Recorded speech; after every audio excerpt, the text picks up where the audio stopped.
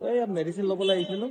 তাৰপৰা মেডিচিন লৈ মানে গাড়ীত বহিম আৰু এই ল'ৰা পুতুককৈ মানে ভিৰ হৈ থাকিলে, বুজা বতৰ ন, ভিৰ হ'বই। তাৰপিছত ল'ৰা দুটা মানে একদম স্কুটি লৈ আহিলে, মই ক'লো একদম স্কুটিত মানে মাৰি থৈ যায় আৰু। তাৰপৰা সিহঁতক মানে ক'লো যে হেৰি লাহে লাহে চলাব। তাৰপৰা কি হ'ল বুলি মানে বেয়া মাত মাতি আকৌ ৰিটাৰ্ণ কৰি পিনি তাৰপৰা এই দাখনেদি হাতেদি এনেকৈ কাটি গুচি গ'ল মানে।